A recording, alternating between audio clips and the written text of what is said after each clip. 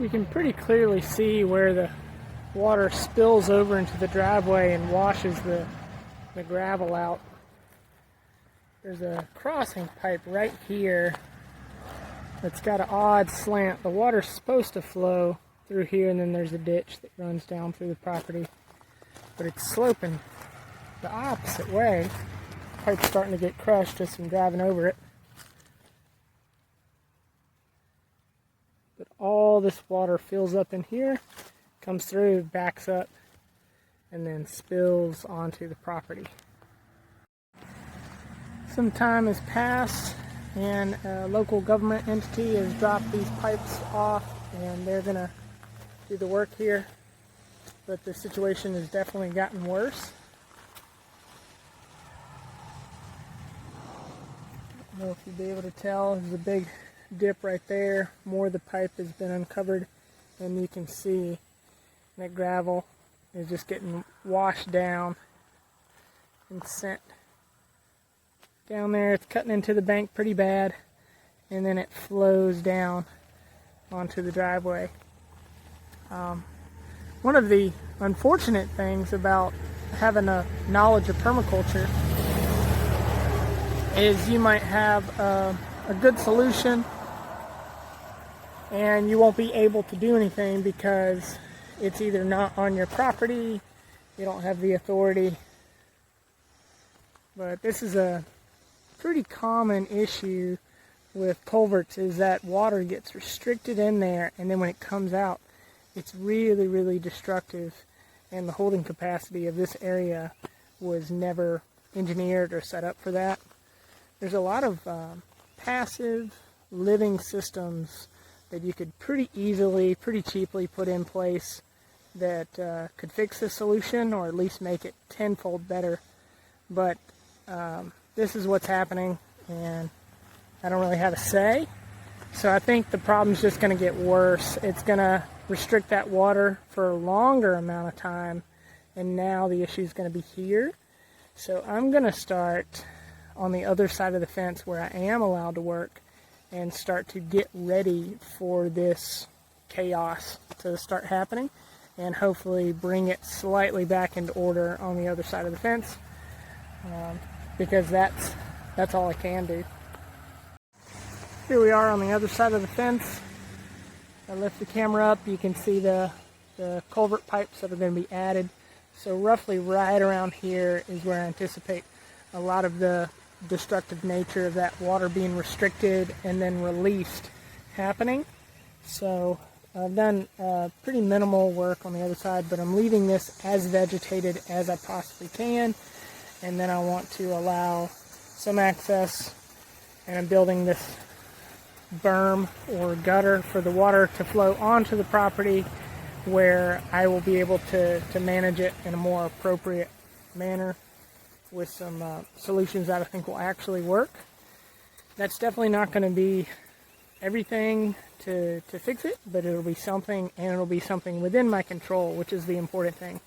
Because these things happen, property lines exist, we don't live in the boundaries of watersheds, we live in the arbitrary boundaries of what someone purchased. So this is what I'm going to work with, and I'm going to update everyone as much as I can, and hopefully somebody will have more suggestions on some things I can do, because I really don't want to get discouraged about this. I just want to continue doing what I can, where I can, and when I can. More erosion cutting into the bank, exposed roots. It's a big hit now. Some trash coming from upstream.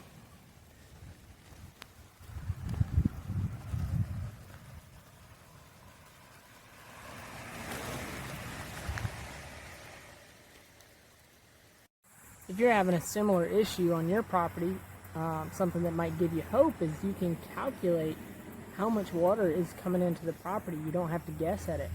You can go upstream, pretty simple math, and start to figure out what's that water catchment area, what are you actually looking at in a major storm event.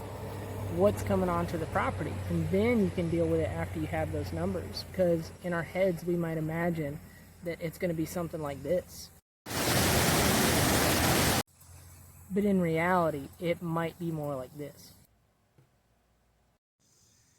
I'm on the roadside nearing the top of the watershed, at least in the ditch that ends up flowing onto the property.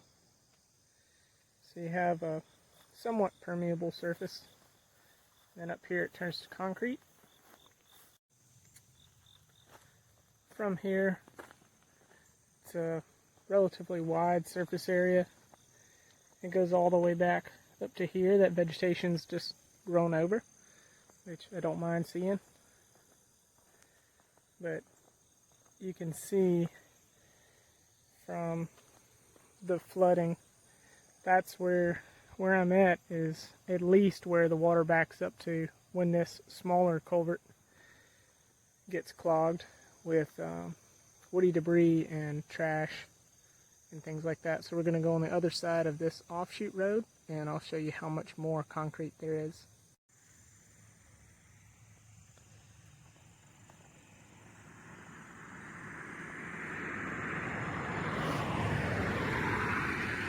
You can see right here, there must obviously be more water coming from this road. That's where I just was. So you have water coming from uphill there, and also water coming off of this road, joining up to here. So fair amount of gradual slope, but a lot of hard surface concrete area. And then I'll walk to the edge of the frame and I'll show you where it starts to pick up speed and that slope gets a little bit steeper. So roughly at that point, the slope more than doubles. It really starts to pick up speed, and all this is compounded by the fact that the tree line got cut back last year. It was really close to this area, fairly close to the culvert or the drainway. And then all the trees got cut back. So that's less vegetation, less trees soaking up the water. So now this hillside, which is a permeable surface, also runs water down to that point, which I'm going to walk to now. So right at the end there, there's a series of culverts, and there is yet another connection on the other side of the highway, where it's picking up water from the other side of the road and bringing it to this point. There's some tall trees that have been allowed to grow here, but there's a power line right here, and they spray chemicals to kill the vegetation. So all the water that comes down slope now picks up all the chemicals that are being sprayed to kill the vegetation, picks it up in this water, joins it with the other water, and sends it across the road. I think the winter will be a better time to get some footage of this, but this is the elevated road that the culvert pipe comes under. I'll walk right over to the edge and show where the property is and where all the water's ending up. We have some trees growing on the other side. That's the house down there. And that's the ditch that's accepting all the water coming from uphill.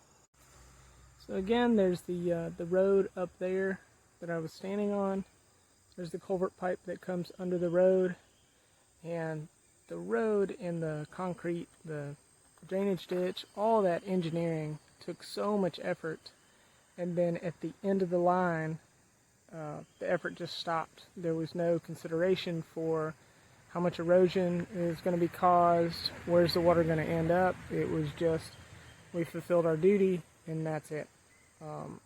All of this can be cheaper on taxpayers, cheaper on the entity that's paying for this by, at the end of the line, just taking a little bit of extra time and often not a lot more money, just to have somewhere for all that water to be received and soak in. You can calculate it. You can figure out